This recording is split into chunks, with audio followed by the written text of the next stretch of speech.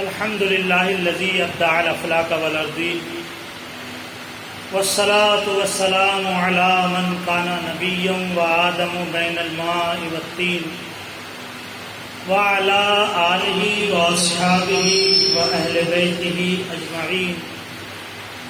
أما بعد فأعوذ بالله من الشيطان الرجيم. بسم الله الرحمن الرحيم. فانكحوا ما طاب لكم من النساء. وقال النبي عليه الصلاة والتسليم النكاح من سنتي فمن رغب عن سنتي فليس مني. صدق الله وصدق رسوله النبي الكريم ونحن على ذلك لمن الشاهدين والشاكرين والحمد لله رب العالمين.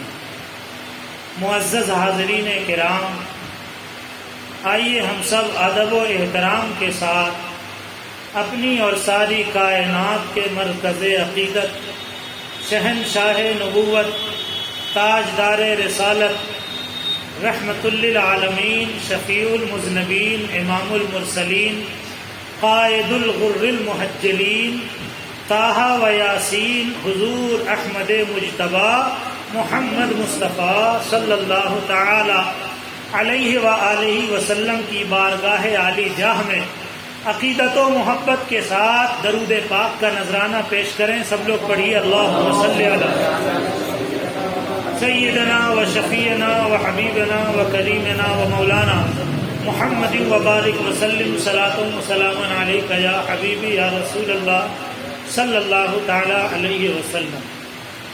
شادی خانہ آبادی کے تعلق سے یہ محفل آراستہ کی گئی ہے.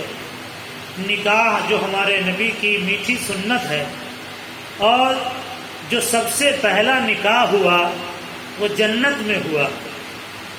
سب سے پہلا نکاح حضرت آدم علیہ السلام کا حضرت بی بی حوا رضی اللہ تعالی عنہا کے ساتھ جنت میں ہوا، اور جس نکاح کا مہر آقائے دو جہاں سرور کون و مکان صلی اللہ علیہ وسلم پر درود رکھا گیا. اللہ نے حضرت آدم کو کہا کہ میرے آخری پیغمبر صلی اللہ علیہ وسلم پر درود پڑھو، یہی تمہارا مہر ہوگا. لہذا نکاح سے قبل نبی کا ذکر، نبی کی یاد، نبی پر درود، نبی پر سلام، نبی کا تذکرہ، یہ شروع سے چلا آ رہا. اسی لیے مسلمان بھی نکاح کے موقع پر اپنے گھر میں آقائے دو جہاں صلی اللہ علیہ وسلم کے ذکر کی محفل سجاتے ہیں. اور نبی کا ذکر کرنا یہ عبادت ہے. نبی کا ذکر کرنا رحمت کے نزول کا ذریعہ ہے. نبی کا ذکر کرنا برکت کے حصول کا ذریعہ ہے. نبی کا ذکر کرنا ایمان کی تازگی کا سبب ہے. نبی کا ذکر کرنا اللہ کی قربت کا سبب ہے. نبی کا ذکر کرنا دنیا اور آخرت میں کامیابی کی ضمانت ہے. لہذا مسلمان نبی کا ذکر کرتے رہیں گے تاکہ اس کی برکت سے ان کے ہر کام میں خیر و برکت ہوتی رہے. اور نبی کا ذکر، ابھی آپ نے نعت شریف سنی نا کہ نبی کا ذکر تو خود رب العالمین کر رہا ہے. نبی کا ذکر تو فرشتے کر رہے ہیں، انبیاء کر رہے ہیں. نبی کا ذکر وہ ہے کہ تو گھٹانے سے کسی کے نہ گھٹا ہے نہ گھٹے، جب بڑھائے تجھے اللہ تعالیٰ تیرا. یعنی نبی کا ذکر اللہ کرتا ہے. اپنے نبی کے رتبے اور مقام کو رب العالمین نے بڑھایا ہے. نبی کے ذکر کو رب العالمین نے بلند کیا ہے. ہمیں طریقہ رب العالمین نے عطا کیا ہے کہ تمہیں اگر رحمت چاہیے تو رحمت للعالمین کا ذکر کرو. تمہیں اگر رحمت چاہیے تو رحمت للعالمین کا ذکر کرو، کیونکہ ان کا ذکر کرنے سے ایمان کھل اٹھتا ہے. ان کا ذکر کرنے سے مومن کا چہرہ کھل اٹھتا ہے. ان کی عظمت کوئی اپنی طرف سے نہیں بیان کرتا، ان کی عظمت وہی بیان کرتا ہے جو قرآن میں لکھا ہوا ہے. ان کی عظمت وہی بیان کی جاتی ہے جو انبیاء کرام نے بیان کی ہے. ان کی عظمت وہی بیان کی جاتی ہے جو حدیث پاک میں ہے. اپنی طرف سے کوئی کیا بیان کرے گا؟ یا نبی کو کیا بڑھائے گا، بلکہ ذکر نبی کر کے اپنی شان بڑھا لیتا ہے آدمی، ذکر نبی کر کے اپنے گھر کی رونق بڑھا لیتا ہے آدمی، ذکر نبی کر کے اپنے ایمان میں نور پیدا کر لیتا ہے آدمی۔ ذکر نبی کوئی نئی چیز نہیں ہے، یہ بدعت بھی نہیں ہے، یہ شرک بھی نہیں ہے، یہ کوئی الگ طریقہ بھی نہیں ہے۔ میلاد النبی، اس میں نبی کا ذکر ہوتا ہے، اس میں قرآن پڑھا جاتا ہے، اس میں سلام پڑھا جاتا ہے، اس میں درود پڑھا جاتا ہے، اس میں فاتحہ خوانی ہوتی ہے، اس میں دعا کی جاتی ہے، اور اس کی برکت سے جس وجہ سے محفل سجائی گئی ہے اس وجہ میں اللہ کی طرف سے رحمت شامل ہو جاتی ہے، اور پھر اس کام کا طریقہ بھی آ جاتا ہے۔ بھائی نکاح یہ کوئی اسلام سے ہٹ کر چیز نہیں ہے، یہ اسلام کی عبادت ہے، نکاح میرے نبی کی سنت ہے، تو اس کے لیے نبی کا طریقہ جاننا ضروری ہے کہ ہمارے نبی نے نکاح کیسے کیا، ہمارے نبی نے اپنی بچیوں کا نکاح کیسے کیا، ہمارے نبی نے سب کے حقوق کیسے ادا کیے، ہمارے نبی نے بیوی پر شوہر کے کیا حقوق بتائے، ہمارے نبی نے شوہر کے لیے بیوی کو کیا حق سمجھائے، ہمارے نبی نے ماں باپ کی خدمت کا کیا انداز سکھایا، ہمارے نبی نے رشتہ دار کے ساتھ تعلق رکھنے کا کیسا انداز بتایا، ہمارے نبی نے کاروبار کا کیا طریقہ سکھایا، ہمارے نبی نے بچوں کی تربیت اور پرورش کا کیا انداز سکھایا، ہمارے نبی نے سماج میں زندگی گزارنے کا کیا طریقہ دیا، ہمارے نبی نے خیر و برکت کا کیا نسخہ دیا، ہمارے نبی نے اخلاق کا کیا طریقہ دیا، یہ سب کچھ جاننے کے لیے ذکر نبی کرنا پڑے گا۔ سب کو خواہش ہے کہ ہم اخلاق مصطفیٰ جانیں، اخلاق مصطفیٰ جاننے کے لیے ذکر مصطفیٰ کرنا ہوگا نا۔ سب کو خواہش ہے کہ ہم جانیں کہ نبی نے اپنی بیویوں کے حق کیسے ادا کیے، اس کو جاننے کے لیے ذکر مصطفیٰ کرنا ہوگا۔ سب کو خواہش ہے کہ نبی نے اپنی بیٹیوں کی شادی کیسے کی، ان کا گھر کیسے بسایا، ان کو اپنے شوہر کی خدمت کا کیا طریقہ سکھایا، اس کو جاننے کے لیے ذکر مصطفیٰ کرنا ہوگا نا۔ تو اگر ذکر مصطفیٰ ہی بند کر دیں گے، اگر اسی کو ہم غلط سمجھنے لگیں گے، تو پیارے میرے محترم بزرگ یہ سب طریقہ پتہ کیسے چلے گا؟ ارے اس میلاد کی برکت سے، اس میلاد کا تو اتنا احسان ہے کہ ہمیں درود پڑھنے کا موقع مل جاتا ہے، ورنہ عام لوگوں کو کہاں فرصت ہے، عام لوگوں کے پاس کہاں توفیق ہے کہ کبھی مصلی بچھا کر بیٹھ جائیں اور ہاتھ میں تسبیح لے لیں اور صلی اللہ علی محمد پڑھتے جائیں، درود پڑھیں، کیونکہ اس نبی نے ہمیں بہت یاد کیا، ہمارا فرض بنتا ہے کہ ہم بھی نبی کو یاد کریں۔ اس نبی نے ہمارے لیے بڑی دعا کی کہ اے اللہ میری امت کو بخش دے، اے اللہ میری امت کا بیڑا پار لگ جائے، اے اللہ میری امت کو قبر میں آسانی ہو جائے، اے اللہ میری امت کو پل صراط سے آسانی سے گزار دے۔ ہمارے نبی نے دعا کی ہے ہم لوگوں کے لیے، اے اللہ میری امت کو میدان محشر میں بچا لے، اے اللہ میری امت کا عمل جب تولا جائے تو بھاری ہو جائے، اے اللہ میری امت کو جنت مل جائے۔ یہ سب میرے نبی نے دعا کی ہے، اب ہمارا فرض بنتا ہے کہ ہم بھی نبی کے لیے نبی پر درود پڑھیں، نبی پر سلام پڑھیں اور نبی کی میلاد کیا کریں، نبی کا ذکر کیا کریں، ورنہ مصطفیٰ جان رحمت کا ذکر ہمارا محتاج نہیں ہے، نبی ہمارے محتاج نہیں ہے، نبی کا ذکر بھی ہمارا محتاج نہیں ہے کہ کوئی میلاد کرے، کوئی ذکر کرے، نہیں، بلکہ ذکر مصطفیٰ تو رب العالمین کر رہا ہے، پروردگار فرما رہا ہے، قرآن میں ہے وَرَفَعْنَا لَكَ ذِكْرَكَ، اے حبیب ہم نے آپ کا ذکر بلند کر دیا۔ ہمارے نبی کا ذکر رب العالمین کر رہا ہے، ہمارے نبی محتاج نہیں ہے کہ ان پر ہم سلام پڑھیں، بلکہ ہمارے نبی کے روضے پر 70,000 فرشتے صبح کو آتے ہیں اور شام تک درود و سلام پڑھتے رہتے ہیں، اور پھر 70,000 فرشتے شام کو آتے ہیں اور پوری رات درود و سلام پڑھتے رہتے ہیں۔ ایک بار جو آیا اسے دوبارہ موقع نہیں ملتا ہے محتاج نہیں کہ ہم اور آپ سلام پڑھیں، بلکہ نبی پر تو فرشتے سلام پڑھ رہے ہیں، نبی پر تو فرشتے سلام پڑھ رہے ہیں، بلکہ فرشتے کیا ہیں؟ خود اللہ درود بھیج رہا ہے۔ قرآن میں ہے ان اللہ وملائکتہ یصلون علی النبی یا ایھا الذین آمنوا صلوا علیہ وسلموا تسلیما، کہ بے شک اللہ اور اس کے فرشتے نبی پر درود بھیجتے ہیں، اے ایمان والو تم بھی ان پر درود بھیجو اور خوب خوب سلام بھیجو۔ قرآن میں ہے، 22واں پارہ سورہ احزاب کی آیت ہے۔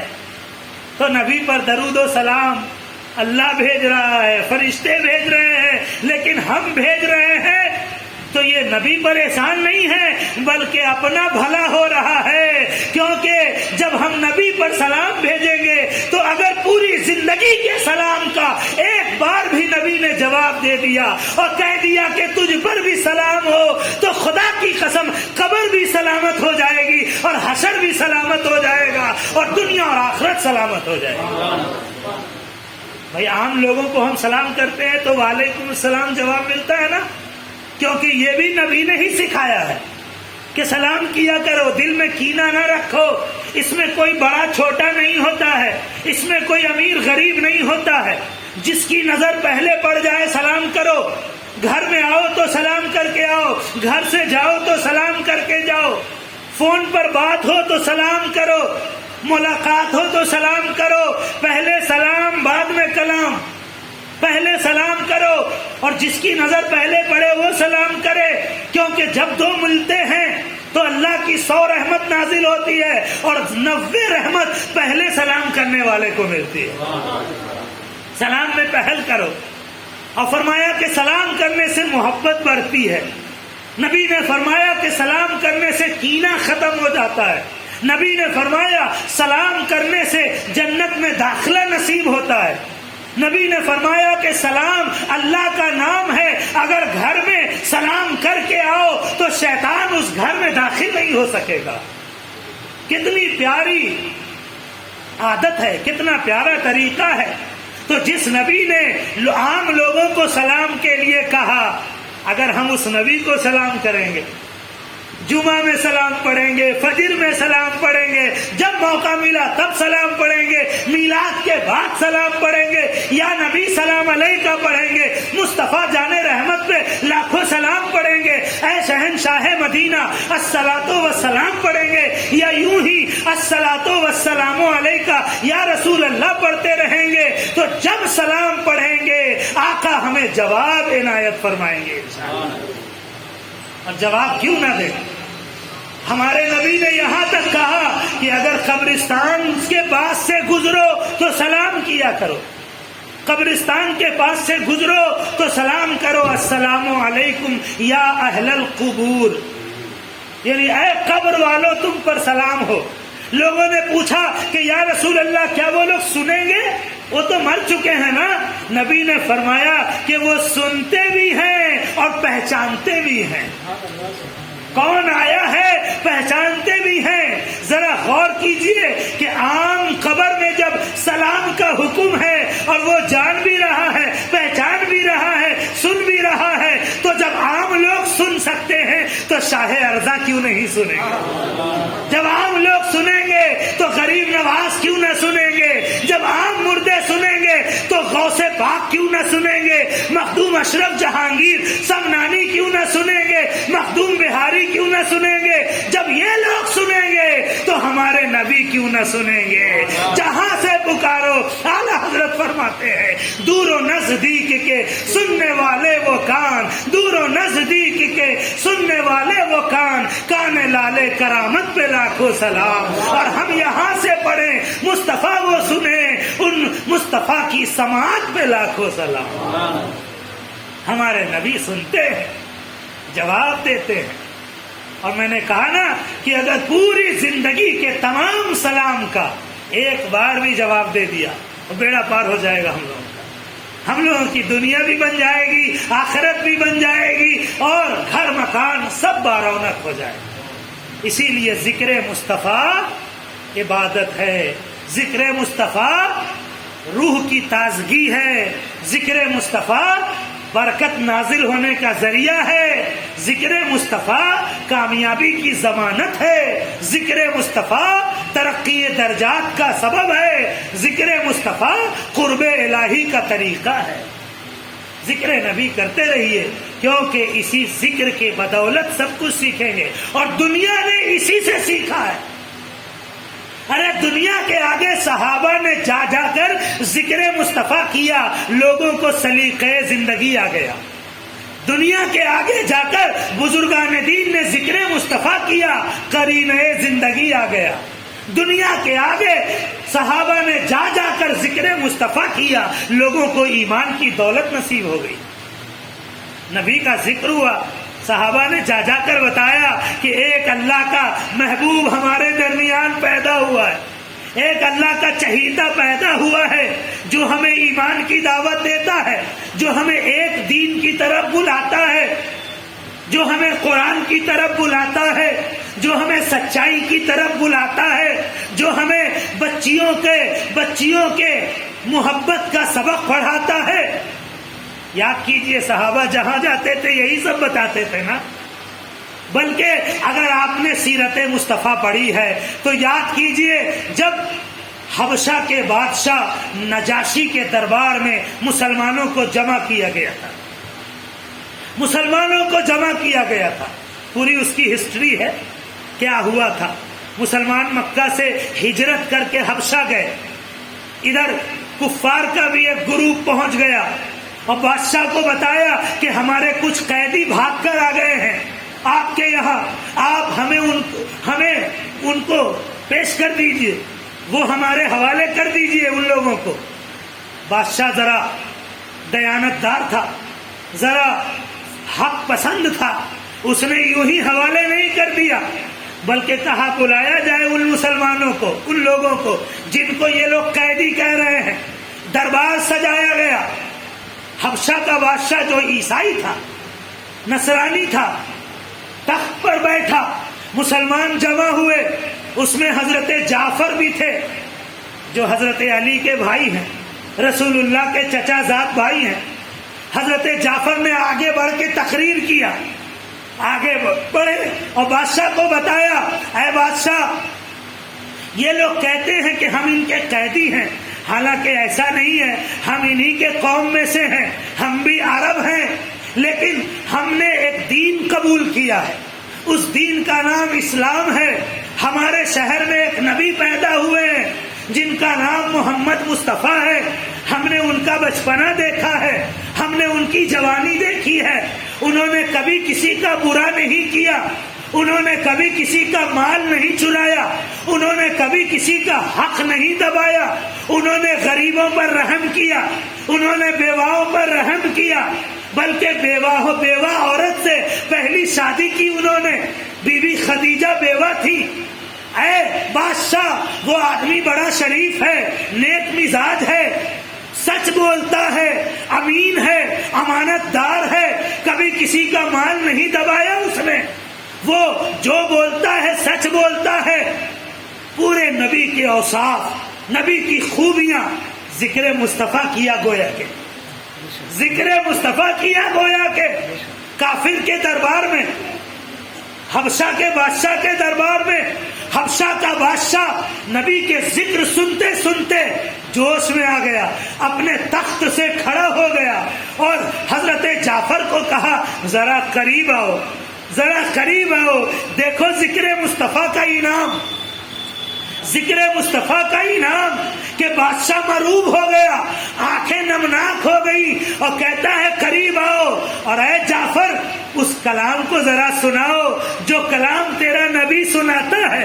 حضرت جعفر نے قرآن کی آیت سنائی، بادشاہ نے جیسے قرآن کی آیت سنی ہے رونے لگا، جعفر کے قریب ہوا اور کہنے لگا کہ تم جس کلام کو سنا رہے ہو بے شک وہ کلام رب کا کلام معلوم ہوتا ہے، اور اے جعفر تمہارا نبی بے شک اللہ کا سچا نبی معلوم ہوتا ہے، اور اے جعفر یقین جانو اگر بادشاہت کی ذمہ داری نہ ہوتی تو میں تیرے ساتھ چلتا اور اس نبی کے پیر دھو کر اس کا پانی پیتا میں. اللہ اللہ، ذکر مصطفیٰ کا انعام دیکھو کہ بادشاہ بھی مروب ہو رہا ہے، حتیٰ کہ اس نے ایمان بھی قبول کر لیا، اور پھر کافروں سے کہا کہ خبردار اے گروہ قریش، تم یہاں سے واپس چلے جاؤ، اگر تم مجھے سونے کا پہاڑ بھی دو گے تو ان مسلمانوں کو میں تمہارے حوالے نہیں کروں گا. یہ ہے ذکر مصطفیٰ کا انعام. اور ایسا سینکڑوں واقعہ ہے. یہ تو میں نے ایک واقعہ سنایا نا، حدیث میں اور کتاب میں ایسا سینکڑوں واقعہ ہے کہ ذکر مصطفیٰ کی برکت سے کیا کیا ہوا. کہیں کچھ انعام ملا، کہیں کچھ انعام ملا. اور یاد رکھو، آج ہماری جو بھی عزت ہے وہ ذکر مصطفیٰ کی بدولت ہے، ذکر مصطفیٰ کی بدولت ہے. ہم مسلمان جب تک اپنے نبی کی عزت کرتے رہے، اللہ نے عزت کا تاج ہمارے سروں پر رکھا. اور جب ہم نے اپنے نبی کا ادب ہی چھوڑ دیا، احترام چھوڑ دیا، عزت چھوڑ دی، نتیجے میں ذلت اور رسوائی منڈلا رہی ہے ہمارے سروں پر. آج بھی ہو جو ابراہیم سا ایما پیدا، آگ کر سکتی ہے انداز گلستہ پیدا. اور طریقے مصطفیٰ کو چھوڑنا ہے وجہ بربادی، اسی سے قوم دنیا میں ہوئی بے اقتدار اپنی. اگر آج بھی عزت، سرخروئی، سربلندی، مرتبہ، رتبہ، شان چاہیے تو ذکر مصطفیٰ کرتے رہو، نبی کا ادب کرو، نبی کا احترام، نبی کی عظمت، نبی کا ذکر. بھائی انہی کا ذکر کریں گے تو سماج میں جینا آئے گا، کیونکہ سماج میں جینے کا ڈھنگ تو مصطفیٰ جان رحمت نے سکھایا. ورنہ یہ سماج ایسا درندہ بنا ہوا تھا کہ نہ بڑے کی عزت، نہ بچوں سے پیار، نہ ماں کا احترام، نہ باپ کا احترام، نہ کعبے کی عظمت، نہ بیٹیوں سے محبت. اس سماج کا حال یہ تھا کہ بیٹی پیدا ہوتی تھی تو لوگ ناک منہ چڑھا لیتے تھے، بلکہ کتنے تو بیٹیوں کو زندہ دفنا دیا کرتے. لیکن مصطفیٰ جان رحمت نے بیٹیوں کا مقام بتایا اور فرمایا کہ اگر کوئی باپ اپنی بیٹی کو اچھی تعلیم دے، تربیت دے اور اس کی اچھی جگہ شادی کرے، اللہ تعالیٰ اس باپ کو جنتی بنا دیتا.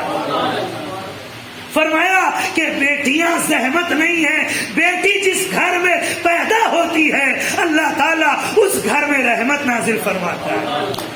یہ بیٹی بڑی ہو کر اگر کسی کے گھر کی زینت بنی، یعنی بیوی بنی، تو اب اس بیوی کی وجہ سے اس شوہر کا ایمان مکمل ہو جاتا ہے، اور وہ بیوی اپنے شوہر کو گناہوں سے بچانے والی بن جاتی ہے.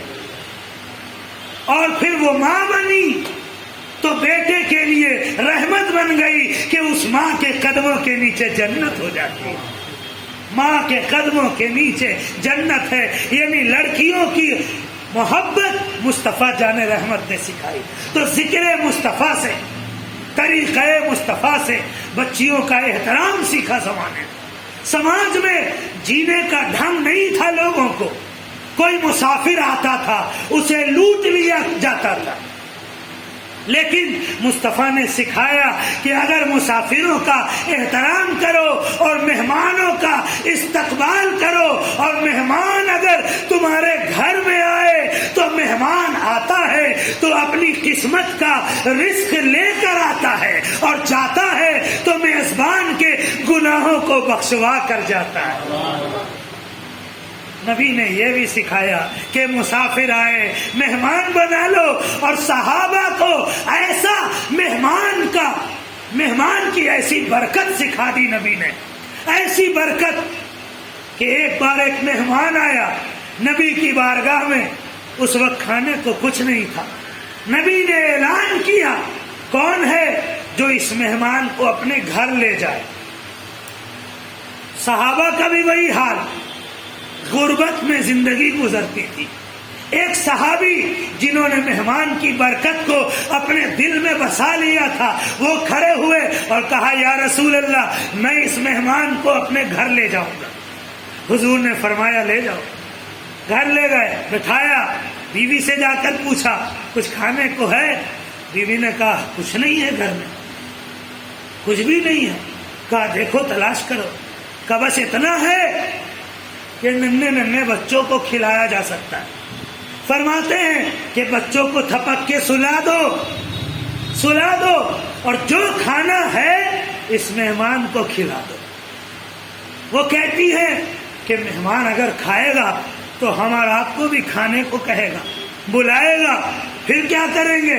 فرمایا کہ ایک طریقہ میرے دماغ میں آیا کہ میں تمہیں چراغ روشن کرنے کو کہوں گا، اس کی روشنی بڑھانے کو کہوں گا، اور تم اٹھ کے جانا اور چراغ کو بجھا دینا، اور پھر اندھیرے میں ہم اور تم پلیٹ میں تھوڑی آواز کرتے رہیں گے، برتن ہلاتے رہیں گے، مہمان کو لگے گا کہ ہم بھی کھا رہے ہیں اور پیٹ بھر کے مہمان کھانا کھا لے گا۔ چنانچہ ایسا ہی کیا۔ ان دونوں خوش نصیب میاں بیوی نے مہمان کو پیٹ بھر کھلایا اور خود بھوکے رہ گئے۔ صبح جب بارگاہ رسالت میں حاضر ہوئے تو قرآن کی آیت نازل ہوئی ان کی شان میں کہ یہ ایمان والے ایسے ہیں جن کو خود حاجت ہے لیکن مہمان کو کھانا کھلاتے ہیں۔ سبحان اللہ۔ صحابہ کی زندگی ایسی تھی کہ ان کی ایک ایک ادا ایسی پیاری ہوتی تھی اللہ کی بارگاہ میں کہ اللہ تعالیٰ ان کی شان میں قرآن کی آیت نازل فرما دیا کرتا ہے۔ اسی لیے جب یہ سب ذکر ہوگا تبھی تو، اور بار بار ذکر ہوتا رہے گا، کبھی نہ کبھی ہمارے اندر عمل کا جذبہ پیدا ہو ہی جائے گا انشاءاللہ۔ اسی لیے کہا جاتا ہے کہ جہاں بھی میلاد کی محفل ہو، ذکر مصطفیٰ ہو، وہاں شامل ہو جاؤ۔ سنتے سنتے کبھی نہ کبھی عمل کا جذبہ ہمارے اندر بھی آئے گا اور ہم نمازی ہوں گے، تلاوت قرآن والے ہوں گے، ذکر نبی کرنے والے ہوں گے، درود پڑھنے والے ہوں گے، اور اس محفل کی رحمتیں اور برکتیں ہمیں بھی مل جائیں گی انشاءاللہ۔ اسی مقصد کے تحت یہاں شادی کے موقع پر میلاد کی محفل سجائی گئی۔ نکاح جو ہمارے نبی کی سنت ہے، نکاح کے ذریعے دو خاندان ایک ہو جاتے ہیں، نکاح کے ذریعے نسل انسانی فروغ پاتی ہے، نکاح جو دو رشتے کو ایک کر دیتا ہے، نکاح عظیم سنت ہے نبی کی، میاں بیوی کے حق ہیں ایک دوسرے پر۔ قرآن نے ایک لفظ میں میاں بیوی کے حقوق بیان کیے۔ قرآن نے فرمایا ہن لباس لکم وانتم لباس لہن، یعنی مرد عورت کا لباس ہے اور عورت مرد کی لباس ہے۔ قرآن نے کہا مرد عورت کا لباس یعنی کپڑا، اور عورت مرد کا لباس یعنی کپڑا ہے۔ جیسے کپڑا جسم کو سلامت رکھتا ہے، جاڑے گرمی کے اثر سے بچا کے رکھتا ہے، کپڑا جسم کے عیب کو چھپا دیتا ہے، کپڑا جسم کو خوبصورت بنا دیتا ہے، کپڑا شادی بیاہ میں فنکشن پارٹی میں آنے جانے کے قابل بنا دیتا ہے۔ ویسے ہی میاں بیوی ایک دوسرے کا لباس ہیں، یعنی نہ ان کی وجہ سے اس کا کوئی عیب اچھلے اور نہ ان کی وجہ سے اس کا کوئی عیب اچھالا جائے۔ اس کی وجہ سے یہ خوش رہیں، اس کی وجہ سے یہ خوش رہیں، اور دونوں ایک دوسرے کو معاف کرتے ہوئے ایک دوسرے سے محبت کے ساتھ اخلاق کے ساتھ زندگی گزارتے رہیں، نکاح پر قائم رہیں، زندگی کو طلاق کے موڑ پر نہ جانے دیں، کیونکہ جائز چیزوں میں سب سے ناپسندیدہ چیز طلاق ہے تو جائز لیکن ناپسندیدہ ہے۔ نکاح کیا ہے ایک دوسرے کو سمجھتے ہوئے، بلکہ حضرت علی مشکل کشا ایک نسخہ دے رہے ہیں، نسخے کو ہر مسلمان یاد رکھے کیا نسخہ ہے؟ فرماتے ہیں رشتے کو نبھانا سیکھو، رشتے کو نبھانا سیکھو، اور رشتے کی خوبصورتی ایک دوسرے کی غلطیوں کو نظر انداز کرنے میں ہے۔ نظر انداز کرو، معاف کرنا سیکھو، کہ بے عیب انسان ڈھونڈو گے تو دنیا میں اکیلے رہ جاؤ گے۔ بے عیب انسان ڈھونڈو گے، کیونکہ دنیا میں کوئی بھی بے عیب نہیں ہے۔ ہمارے اور آپ کے اندر کوئی نہ کوئی کمی ہے، لیکن کمیوں کو نظر انداز کرے اور محبت ملاپ کر کے چلنا سیکھے۔ رشتے کو جوڑنا سیکھو، رشتوں کو توڑنا نہیں، کیونکہ رشتہ جوڑنے والے اللہ کو پسند ہیں اور رشتہ توڑنے والے اللہ کے ناپسند ہیں۔ رشتے کو جوڑنا سیکھو۔ اللہ تعالی اور اس کے رسول کو رشتہ جوڑنا پسند ہے، لہذا رشتہ ماں باپ کے ساتھ جو اولاد کا رشتہ ہے وہ کبھی بھی اس میں کوتاہی نہ کرے، ان کی خدمت سے آنکھ نہ چرائے، کیونکہ ماں باپ کی خدمت سے روزی میں برکت ہوتی ہے۔ ماں باپ سے بڑھ کے عزت کے لائق دنیا کے لوگوں میں شاید کوئی نہیں، بلکہ اللہ کے نبی نے فرمایا کہ مرد پر سب سے زیادہ حق اس کی ماں کا ہے اور عورت پر سب سے زیادہ حق اس کے شوہر کا ہے۔ اپنے شوہروں کے حقوق ادا کرے، بلکہ اللہ کے نبی نے فرمایا کہ اگر دنیا کے انسان کو سجدہ کرنا جائز ہوتا تو عورتوں کو حکم دیتا کہ مردوں کو سجدہ کرے، لیکن جائز نہیں، سجدہ انسان کو جائز نہیں۔ ہمارے اسلام میں سجدہ صرف اللہ کے لیے، سجدہ کسی کے لیے نہیں، نہ قبروں کو سجدہ، نہ پیروں کو سجدہ، سجدہ صرف اللہ کے لیے۔ احترام سب کا، ماں باپ کا احترام، بڑوں کا احترام، بزرگوں کا احترام، مزاروں کا احترام، لیکن سجدہ صرف اللہ کے لیے۔ تو شوہر اور بیوی کے بڑے حقوق ہیں ایک دوسرے کے اوپر۔ نکاح، ہمارے نبی نے فرمایا نکاح کو آسان کرو، آسان بناؤ، وہ نہیں کہ بڑی بڑی فرمائشیں کی جائے، پریشان کیا جائے، یا ذری ذری تکلیف پر ناک منہ پھلایا جائے، برا مان لیا جائے، یا پھر کسی نے دعوت نہیں دی اس کا بدلہ لیا جائے، مقابلہ کیا جائے، نہیں، بلکہ ہمیں ایک دوسرے کے لیے دعا کرتے رہنا چاہیے۔ اللہ تعالیٰ جن جن گھروں میں بچیاں بیٹھی ہیں اور ان کے والدین رشتے کے لیے پریشان ہیں، اللہ غیب سے ان کی مدد فرمائے، اور اس گھر کی شادی کو اللہ خانہ آبادی بنائے، اس جوڑے کو تا دم حیات اللہ خوشیاں عطا فرمائے۔ ہمیں بھی، ہمارے اوپر بھی فرض ہے کہ جہاں تک ہو سکے گھروں کو جوڑنا سیکھیں، کبھی بھی کوتاہی، کمی ایک دوسرے کی بیان کر کے رشتے کو توڑنا نہیں، بلکہ ایک دوسرے کی تعریف کر کے، ایک دوسرے کے معاملات میں جہاں تک ہو محبت پیدا کر کے رشتے کو نبھانا سیکھنا چاہیے، احترام کرنا چاہیے، ہمیں ایک دوسرے کی عزت کرتے رہنا چاہیے۔ یہ سب ہمیں نبی کے طریقے میں ملتا ہے۔ مختصر سے وقت میں کہ طریقہ مصطفیٰ پورا کا پورا بیان بھی نہیں ہو سکتا ہے، لیکن کامیابی طریقہ مصطفیٰ میں، اور طریقہ مصطفیٰ ذکر مصطفیٰ سے معلوم ہوگا، اور ذکر مصطفیٰ محبت مصطفیٰ کی دلیل۔ ہمارے دل میں نبی کی محبت ہو، نبی کا عشق ہو، نبی کا احترام ہو۔ اللہ تعالی ہمیں عمل کی توفیق عطا فرمائے، عشق نبی عطا فرمائے۔ اب آئیے ہم لوگ کھڑے ہو کر بارگاہ رسالت میں